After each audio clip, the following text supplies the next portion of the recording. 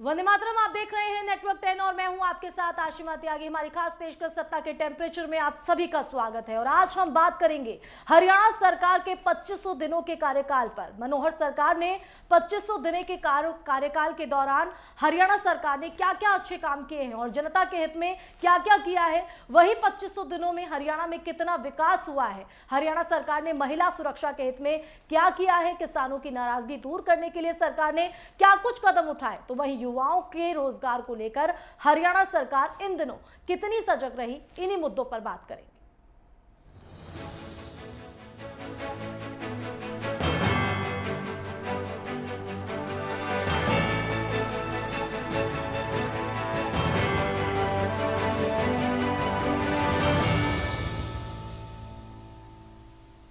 तो हरियाणा सरकार के 2500 दिनों को लेकर हरियाणा के सीएम मनोहर लाल ने प्रेस कॉन्फ्रेंस की। उन्होंने अपनी सरकार के कामकाज को लेकर काफी टेबल बुक लॉन्च की है। उन्होंने कहा है कि हमने सबसे ज्यादा चोट भ्रष्टाचार और इसके दलालों पर मारी है। मुख्यमंत्री मनोहर लाल चंडीगढ़ में प्रेस क्लब में पत्रकारों से रूबरू हुए। इस दौरान उन्होंने श्री कृष्ण जन्माष्टमी की प्रदेशवासियों को बधाई दी। तो वहीं पैरालंपिक में भारतीय खिलाड़ियों की तरफ से एक दिन में 4 पदक जीतने और कुल 7 पदक जीतने पर बधाई देते हुए कहा कि इनमें से 2 हरियाणा के हैं। सीएम मनोहर लाल ने कहा कि जब हम सत्ता में आए तब हमने चीजों को सुधारने का संकल्प लिया। सुधार एक दिन में नहीं हो जाता, हम तब से लगे हुए हैं और आज कह सकता हूं कि हमारा 2500 दिनों का कार्यकाल सफलतम रहा है। हमने प्रदेश के विकास और नव निर्माण की बुलंद इबारत लिखी है और इसी मुद्दे को लेकर आज हम चर्चा करेंगे कि इसी के इर्द गिर्द आज हमारी ये चर्चा रहेगी कि जो 2500 दिनों के जो कार्यकाल यहाँ पर रहा है और जो हिसाब किताब सीएम मनोहर लाल की तरफ से रखा गया जनता के समक्ष, वो कितनी बड़ी उपलब्धि है। तो वहीं विपक्ष किस भूमिका में यहाँ पर अब नजर आ रहा है, इन्हीं तमाम मसलों को लेकर आज चर्चा करेंगे। और चर्चा में हमारे खास मेहमान रमाकांत मिश्रा बीजेपी प्रवक्ता हमारे साथ मौजूद है, तो वही केवल ढींगरा कांग्रेस प्रवक्ता हमारे साथ है, इस चर्चा में जुड़ गए हैं। आप दोनों का ही बहुत बहुत स्वागत है। और रमाकांत जी, चर्चा की शुरुआत में आप ही से करना चाहूंगी। सबसे पहले तो आपको बधाई कि 2500 दिनों का जो कार्यकाल है वो पूरा हो गया है, लेकिन इस उपलब्धि को आप किस तरह से देखते हैं इन 2500 दिनों में? निश्चित है आसमा जी, जिस तरह से मनोहर लाल खट्टर जी जब से इन्होंने हरियाणा स्टेट को संभाला है, निश्चित तौर पर काबिले तारीफ है। उनके काम को जितनी तारीफ की जाए उसमें कम है जी। जहां तक बात है जो कि वहां के डेवलपमेंट की और जो भ्रष्टाचार के ऊपर में आपने देखा होगा, जो हरियाणा थोड़ा सा इको हो रहा है साउंड को जी, थोड़ा सा जी। तो जिस तरह से हरियाणा सरकार ने भ्रष्टाचार को जीरो टॉलरेंस के ऊपर में, जैसे हमारे प्रधानमंत्री जी, वैसे भी भ्रष्टाचार के ऊपर में जो भाजपा जहां पे भी शासित है वहां पर जीरो टॉलरेंस ऑफ भ्रष्टाचार है। वहां पर जो करप्शन है बिल्कुल जीरो टॉलरेंस है।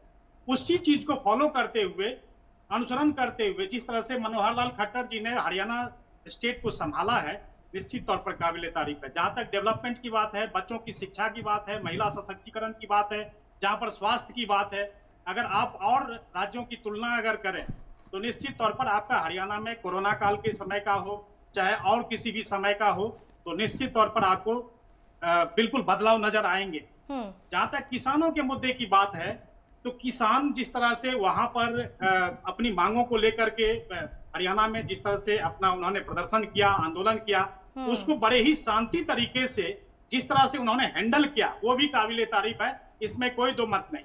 ठीक है, जहां तक बात, ठीक है, आऊंगी मैं। तमाम मुद्दों पर हम आपसे यहाँ पर चर्चा करेंगे, लेकिन हमारे साथ केवल ढींगरा जी भी हैं, कांग्रेस प्रवक्ता है। केवल जी, निरंतर विकास और 2500 दिनों का सफल प्रयास, ये स्लोगन दिया है 2500 दिनों के पूरा होने पर, और हिसाब किताब जो रखा है उसको आप किस तरह से देखते हैं और ये स्लोगन कितना सार्थक?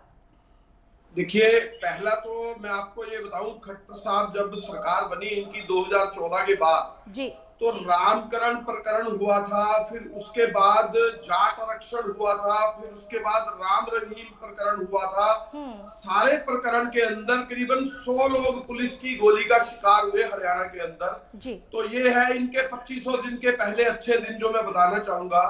भ्रष्टाचार में नंबर 1 हो चुका हरियाणा, पेपर लीक में नंबर 1 हो चुका हरियाणा, क्योंकि करीबन 28 के करीब के पेपर जो है वो लीक हो चुके। बेरोजगारी इस बात से लगातार बढ़ रही है, जो 2% की दर थी बेरोजगारी दर, 2014 के अंदर आज 28% से ऊपर क्रॉस कर रही है जी। तो ये तो है इनके जो इनके बड़े अच्छे काम थे वो गिनाना चाह रहा हूँ। और क्राइम में आप देखिए, क्राइम में जो ग्रोथ है वो आप लेकिन केवल जी, अगर हम सीएम मनोहर लाल की बात पर ध्यान दें तो उन्होंने साफ तौर पर कहा है कि भ्रष्टाचार पर हमने चोट करी है, दलालों पर हमने चोट मारी है। देखिए ये जो कह रहे हैं, मैं आपको वही बता रहा हूँ कि इसके अंदर 28 पेपर जो है भर्तियों के इन्होंने लाए और 28 के 28 लीक हो गए। लीक पेपर होना मींस कि ये पेपर लीक सरकार है।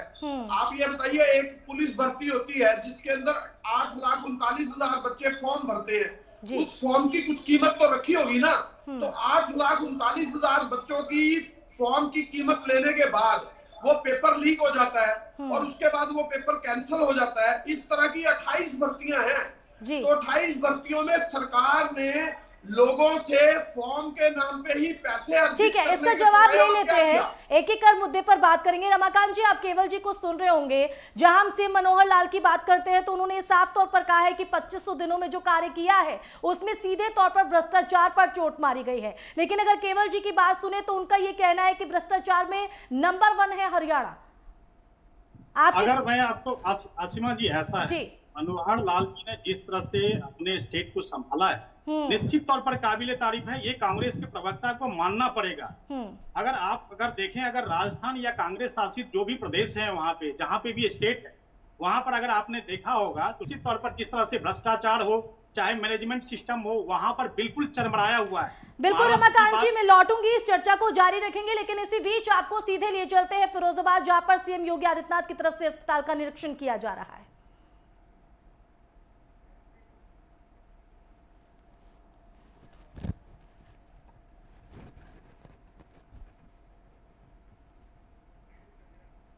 तो ये सीधी तस्वीरें हैं फिरोजाबाद की, जहां सीएम योगी आदित्यनाथ की तरफ से इस अस्पताल का जायजा निरीक्षण किया जा रहा है। तो सीएम योगी आदित्यनाथ फिरोजाबाद पहुंचे, जहां पर उन्होंने अस्पताल का निरीक्षण यहां पर किया और वहां पर जो मरीज हैं उनसे जानकारी हासिल करते नजर आए। लेकिन आज हम बात कर रहे हैं हरियाणा सरकार के 2500 दिनों की, जो उन्होंने कार्यकाल पूरा किया है, उसमें जो विकास के कार्य किए हैं वो कितना जनता से सीधा सरोकार रखते हैं। तो हमारे साथ चर्चा में लगातार हमारे खास मेहमान जुड़े हुए हैं। रमाकांत जी, हम आप ही से बात कर रहे थे और साफ तौर पर यहाँ पर जिस तरह से आप कह रहे हैं कि विपक्ष को मानना चाहिए कि हमने जो काम किया है वो विकास की ओर है, लेकिन विपक्ष क्यों नहीं मान रहा है? क्यों बार बार भ्रष्टाचार और तमाम मुद्दों को लेकर हमलावर है? देखिए आसमा जी, विपक्ष का काम जिस तरह से आपने अगर देखा होगा तो जब से हमारा 2014 के बाद से अगर देख लें तो जिस तरह से इन लोगों के हाथ से सत्ता जिस तरह से खिसक गई, उसके बाद ये लोग बिल्कुल इस तरह से वहां पर बौखलाए हुए हैं। जो यहाँ पर अगर केंद्र की बात कर लें, चाहे किसी भी स्टेट की बात कर लें, इनके जो शासित प्रदेश हैं, अगर उनकी तुलना अगर हमारे भाजपा शासित प्रदेशों से की जाए तो निश्चित तौर पर आपको अंतर साफ नजर आएगा आपको। जहां तक बात है जीरो टॉलरेंस और भ्रष्टाचार और कोरोना काल में जिस तरह से मैनेजमेंट को ऐसे संभाला गया, आपने देखा होगा, चाहे वो रेमडेसिविर की बात हो, चाहे वो किसी भी वैक्सीन की बात हो, जिस तरह से राजस्थान जैसे प्रदेशों में वहां पर जिस तरह से डिस्ट्रॉय किया गया, जिस तरह से दुरुपयोग किया गया जी। और जहां तक बात है, अभी भी आपने देखा जो अंदरूनी कलह की वजह से कांग्रेस इस तरह से बौखलाई हुई है, उनकी जमीन तो खिसकी ही हुई है। और हर एक चीज को, जहां तक बात है जनता को इन्होंने इस तरह से भ्रमित करके रखा हुआ है। जो हरियाणा में जो विकास है उनको ये विकास नजर नहीं आ रहा है, वहां पर जीरो टॉलरेंस और भ्रष्टाचार है वो इनको नजर नहीं आ रहा है। तो ये सब चीजें जो होती है, जहां तक बात है, आपने देखा होगा जो कि अगर दिल्ली में किसी तरह के कोई इंसिडेंट होता है तो वहां पर कानून को किस तरह से ताक पर रख करके ट्वीट कर दिया जाता है, बिना उस वीडियो के, बिना उस फैमिली के ऑथेंटिकेशन के, बिना उसके कंसेंट के उस वीडियो को ट्वीट कर दिया जाता है। कोई भी घटना घटती है, जिस तरह से एक सुप्रीमो जो इस पार्टी के जो यहाँ पर पूर्व अध्यक्ष रहे हैं राहुल गांधी जी, उन्होंने जिस तरह से गैर जिम्मेदाराना तरीके से किसी भी कानून को ऐसे उल्लंघन करते हैं, लेकिन उस चीज को देखने की जहां तक बात है तो आपको नजर आ जाएगा। जो कि केवल जी, रमाकांत जी को आप सुन रहे होंगे, क्या वाकई ये सत्ता की टीज है कि इन मुद्दों को लेकर विपक्ष हमलावर रहता है? क्योंकि सीएम मनोहर लाल के अगर संबोधन की बात करें, प्रेस कॉन्फ्रेंस की बात करें, तो उन्होंने भी कहीं ना कहीं पहले की सरकारों को भ्रष्ट बताया है और उनका ये कहना है कि आज सरकार पर भरोसा बढ़ा है। तो आप क्या कहते हैं इस बारे में? क्या ये वाकई सत्ता जाने की टीज है? देखिए आशिमा जी, पहले तो ये सरकार की गिनती करनी चाहिए 2500 दिनों की। तो मैं आपको ये बताना चाहूंगा, इसी 2500 दिन के अंदर शराब घोटाला हुआ, चावल घोटाला हुआ, बिजली मीटर की खरीद का घोटाला हुआ और शराब की चोरी का घोटाला भी हुआ। जो एफसीआई के ये कोरोना काल के अंदर जो शराब पकड़ी हुई, जो बंद की हुई शराब थी, उन सारी एक शराब चोरी हो गई और उसके अंदर कई एसआईटी बिठाई गई, लेकिन जस की तस कोई काम नहीं हुआ। ये सारे घोटालों का भ्रष्टाचार और पुलिस जो पेपर लीक हुए उसका घोटाला हुआ। इससे बेरोजगारी बढ़ी, सिस्टम खराब हुए। कोरोना काल की ये बात कर रहे थे, नोटबंदी सेंटर की सरकार लाई, जीएसटी की नॉन इम्प्लीमेंटेशन हुई, स्टेट को बहुत बड़ा लॉस पहुंचा। उसके बाद कोरोना काल की नॉन इम्प्लीमेंटेशन से ऑक्सीजन से लोगों की मौत हुई। ये लोग आंकड़े छुपाने की सरकार है, झूठ बोलने की सरकार है। इन लोगों ने सारे घोटालों के ऊपर लीपापोती करने का काम किया। सभी घोटाले जस की तस है। जैसे ही सरकार बनेगी हमारी, हम इनके सारे घोटाले उजागर कर देंगे और जो एसआईटीज बनी हुई है उस एसआईटीज की रिपोर्टें जो है वो सारी अंडर टेबल करने का काम कर रहे हैं। आपको यह भी चीज बताना चाहता हूँ, जाट आरक्षण के अंदर सारी की सारी रिपोर्ट बनी थी। जो यूपी के पुलिस अफसर लगाए गए थे जिनको रिपोर्ट दी गई थी, उसको भी अंडर टेबल करने का इन सरकार ने काम किया। कहीं किसी अफसर के ऊपर इंटेक्टमेंट नहीं हुई, सरकार के ऊपर कहीं इंटेक्टमेंट नहीं हुई। ये सरकार जो है सारी तरफ से घिरी हुई सरकार है। 2500 दिनों का सरकार लगातार लोन लेकर, घी पीकर और 2.25 लाख करोड़। इसका जवाब ले लेते हैं केवल जी। रमाकांत जी, आप क्या कहना चाहेंगे? आप सुन रहे होंगे केवल जी को, साफ तौर पर ये कहना है कि चाहे शराब घोटाला हो, चावल घोटाला हो, इन 25 दिनों में ऐसे घोटाले सामने आए जिसमें जो कार्रवाई होनी चाहिए थी वो नहीं हो पाई है और सिर्फ गिनाने का काम किया जा रहा है सरकार की तरफ से।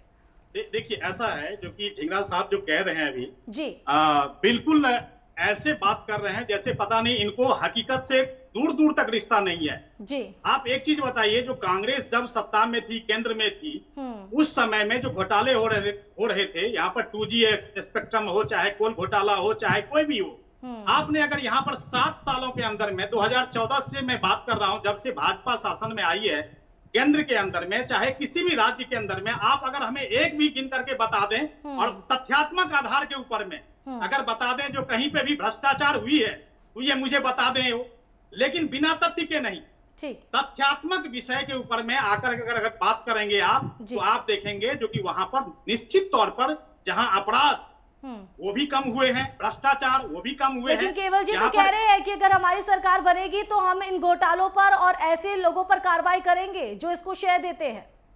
देखिए आसमा जी, मैं एक चीज कह रहा हूं, सरकार किसी का भी बने जी, मेरा ये कहने का पक्ष है जो कि भ्रष्टाचार जीरो टॉलरेंस होनी चाहिए, महिला सशक्तिकरण होनी चाहिए, शिक्षा का अधिकार होना चाहिए, साथ ही साथ सबको स्वास्थ्य के जो इंफ्रास्ट्रक्चर है उसका बेनिफिट मिलना चाहिए। सरकार किसी का भी हो, भाजपा की हो चाहे कांग्रेस की हो, तो ये कौन सी ऐसी नई चीज करने के लिए आप कह रहे हैं इनके, मुझे नहीं समझ में आ रहा। जो इनकी सरकार जब आएगी तब इस तरह की बातें करेंगे। अरे जब तक आपकी सरकार रही आपने क्या किया? आपने धारा 370 के ऊपर में, आप एक चीज बताइए, मानसून सत्र 19 दिन का सत्र था, इसमें इन्होंने मानसून सत्र में संसद को चलने नहीं दिया।